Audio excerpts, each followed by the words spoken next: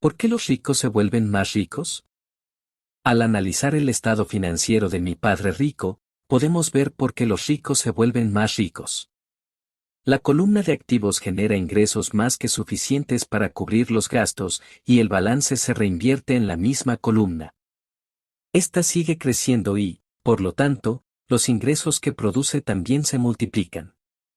Como resultado, los ricos se vuelven más ricos.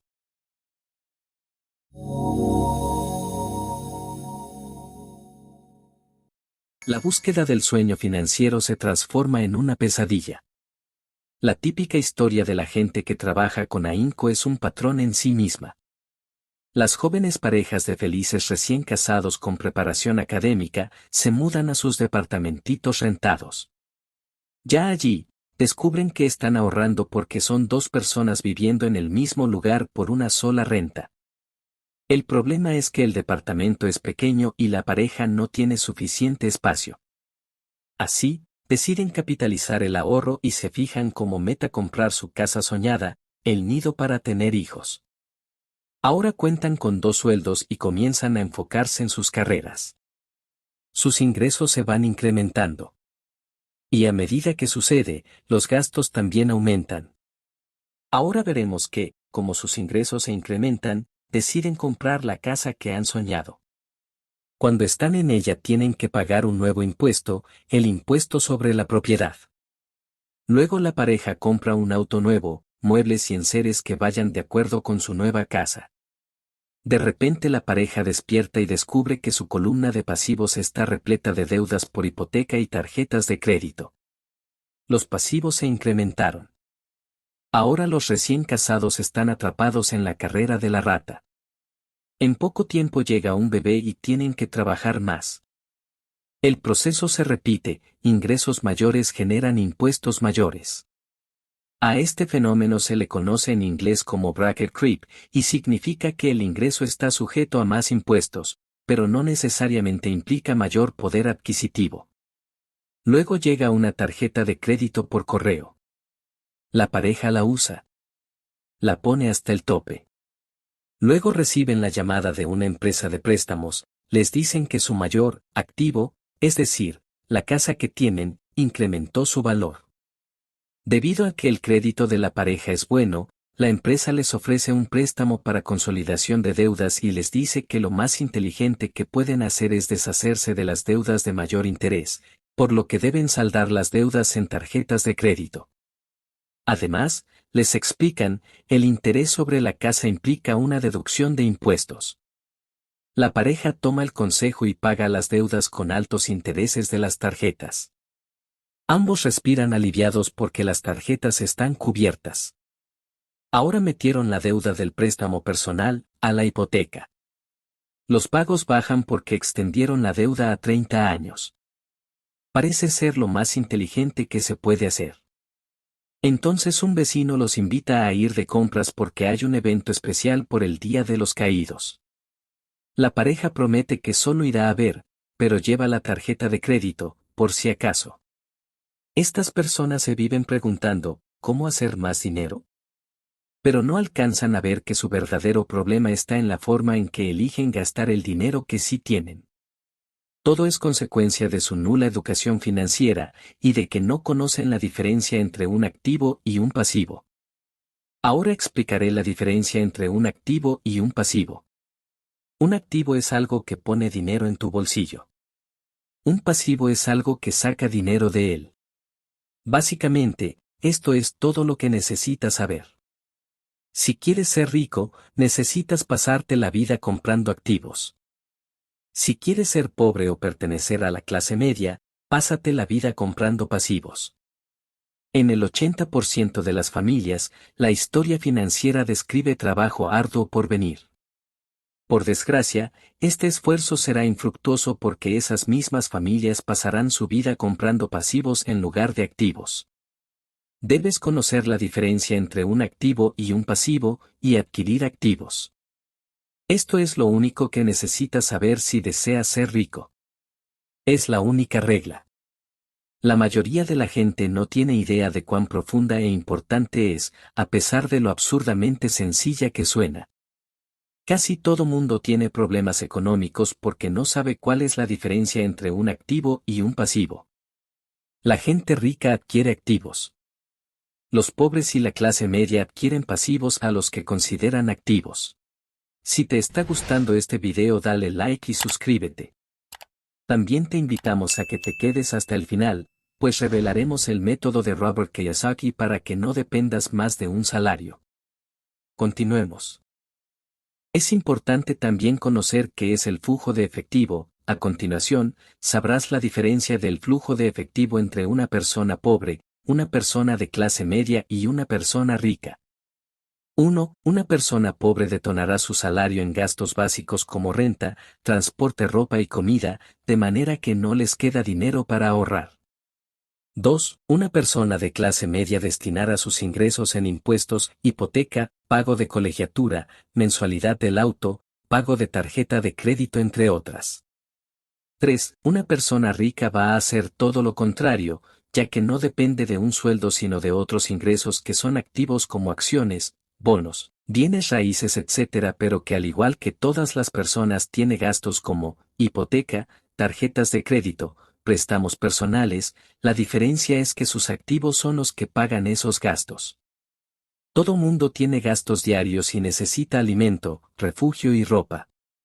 El flujo de efectivo es lo que cuenta la historia acerca de cómo las personas manejan su dinero. Millones de personas con preparación académica logran ejercer su profesión con éxito, pero más adelante siempre enfrentan problemas económicos. Trabajan con más ahínco, pero siguen estancadas. Y es que lo que hace falta en su educación no es el conocimiento sobre cómo hacer dinero, sino sobre cómo manejarlo. A esto se le llama aptitud financiera.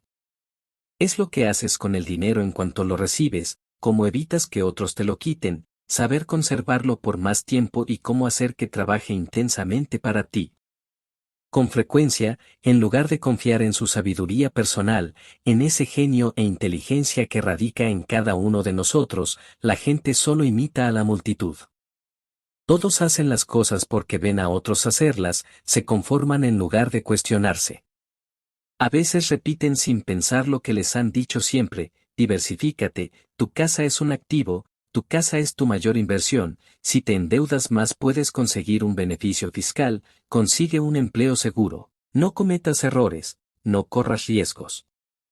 Se dice por ahí que la mayoría de la gente le tiene más miedo a hablar en público que a la misma muerte, y según los psiquiatras, el miedo a hablar en público es provocado por el temor a la exclusión social, a sobresalir, a la crítica, a hacer el ridículo, a no pertenecer. El miedo a ser distinto es lo que inhibe a la gente y le impide buscar nuevas formas para resolver sus problemas. ¿Por qué los ricos se vuelven más ricos? Al analizar el estado financiero de mi padre rico, podemos ver por qué los ricos se vuelven más ricos. La columna de activos genera ingresos más que suficientes para cubrir los gastos, y el balance se reinvierte en la misma columna. Esta sigue creciendo y, por lo tanto, los ingresos que produce también se multiplican. Como resultado, los ricos se vuelven más ricos. ¿Por qué la clase media tiene dificultades? La clase media se encuentra en un estado permanente de contrariedades. Los ingresos principales de la gente que pertenece a este sector provienen de su salario. A medida que los sueldos aumentan, también lo hacen los impuestos. Los gastos tienden a incrementarse en proporción al salario, de ahí proviene el concepto de la carrera de la rata. La clase media considera que su casa es su activo primario y, por eso, no invierte en activos que produzcan ingresos. La regla más importante es saber cuál es la diferencia entre un activo y un pasivo. En cuanto logres entenderla, concentra tus esfuerzos en adquirir activos que generen ingresos. Esa es la mejor manera de iniciar el camino hacia volverse rico. Si continúas haciéndolo, tu columna de ingresos crecerá. Mantén los pasivos y los gastos al mínimo para que tu dinero esté disponible y puedas seguir vertiendo activos en la columna correspondiente. Ten en cuenta algo muy importante que dijo Buckminster Fuller. La riqueza es la capacidad de una persona para sobrevivir cierta cantidad de días, a futuro. O, dicho de otra manera, si dejara de trabajar hoy, ¿cuánto tiempo podría sobrevivir?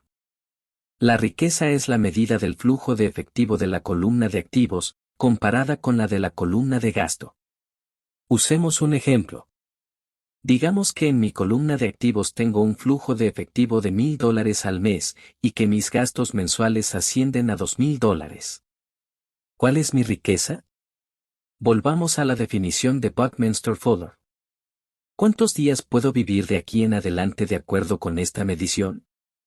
Si considero meses de 30 días, entonces tengo un flujo de efectivo suficiente para medio mes. En cuanto logre tener un flujo de efectivo mensual de $2,000 proveniente de mis activos, entonces podré considerarme una persona con suficiente dinero. Así pues, aunque todavía no sea rico, sí tengo lo necesario para vivir. Ahora cuento con ingresos mensuales, producto de mis activos, que cubren los gastos por esa misma cantidad de tiempo. También observa que en este punto ya no dependo del sueldo. Me enfoqué en construir una columna de activos que me hiciera independiente en el aspecto económico, y lo logré. Si en este momento renunciara a mi trabajo, podría cubrir mis gastos mensuales con el flujo de efectivo que generan mis activos. Mi siguiente objetivo sería reinvertir el exceso de flujo de efectivo en la columna de activos. Entre más dinero va a esa columna, más crece esta. Asimismo, entre más crecen mis activos, más se incrementa el flujo de efectivo. Y, siempre y cuando mantenga mis gastos por debajo del flujo de efectivo proveniente de dichos activos, seguiré siendo más rico cada vez y obtendré más ingresos de fuentes que no tienen que ver con el trabajo físico que desarrollo todos los días. Si este proceso de reinversión continúa, entonces estaré en el camino a volverme rico. El miedo es lo que hace que la gente diga, no te arriesgues. Es algo que sucede en todos los ámbitos, deportivo, personal, profesional o financiero. Ese mismo miedo, el miedo al ostracismo, hace que la gente se conforme y ni siquiera cuestione las opiniones más aceptadas o las tendencias populares. Tu casa es un activo. Consigue un préstamo para consolidación de deuda y paga lo que debes. Trabaja más duro. Consigue un ascenso. Algún día seré vicepresidente. Ahorra dinero. En cuanto obtenga un aumento, compraré una casa nueva para la familia. Los fondos mutualistas son seguros. Y por desgracia, muchos problemas financieros surgen porque la gente siempre quiere estar al mismo nivel que los vecinos. A veces, lo único que necesitamos hacer es mirarnos al espejo y escuchar a nuestra sabiduría interior en lugar de a nuestros temores. Hasta la fecha, la gente continúa cuestionándome respecto a mi noción de que una casa no es un activo.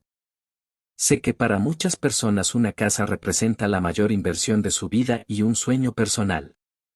Y sé que, naturalmente, ser el propietario de tu propia casa es mejor que no tener nada. Pero solo trato de ofrecer una alternativa a este dogma tan arraigado. Si mi esposa y yo fuéramos a comprar una casa más grande y ostentosa, sabríamos que no podríamos considerarla un activo. Sería un pasivo porque nos obligaría a dejar que saliera dinero de nuestros bolsillos. Las mayores pérdidas son las que se producen por dejar pasar oportunidades. Si tienes todo tu dinero vinculado a tu casa, tal vez te verás forzado a trabajar más porque tu capital continuará agrandando la columna de gastos en lugar de añadirse a la de activos, es decir, el clásico patrón de flujo de efectivo de la clase media. Si una pareja joven colocara más dinero en su columna de activos desde un principio, los años de vejez les serían menos difíciles. Para entonces, los activos habrían crecido y estarían disponibles para cubrir gastos. Con mucha frecuencia, la casa en que uno habita solo sirve como un vehículo para solicitar un préstamo hipotecario para pagar los gastos que se van acumulando. En resumen, tomar la decisión de poseer una casa demasiado costosa en lugar de comenzar un portafolio de inversiones, tiene sobre el individuo un impacto que se manifiesta en, por lo menos, las tres maneras siguientes. 1. Pérdida de tiempo, tiempo en que otros activos pudieron aumentar de valor. 2. pérdida de capital adicional, que pudo invertirse en lugar de usarlo para pagar los altos costos de mantenimiento que están relacionados directamente con la casa. 3. Pérdida de educación. Con frecuencia, la gente incluye su casa, sus ahorros y sus planes de retiro en la columna de activos. Como no tiene dinero para invertir, sencillamente no lo hace. A pesar de todo, lo anterior no significa que no debas comprar una casa. Lo que quiero decir es que debes entender la diferencia entre un activo y un pasivo. Si yo quiero una casa más grande, entonces primero debo adquirir activos que generen el flujo de efectivo para pagarla. Si te gustó el contenido de este video, no olvides darle al botón de suscribirte y activar la campanita. Aplica estos consejos para que tengas éxitos en tu camino para construir riqueza. Hasta la próxima.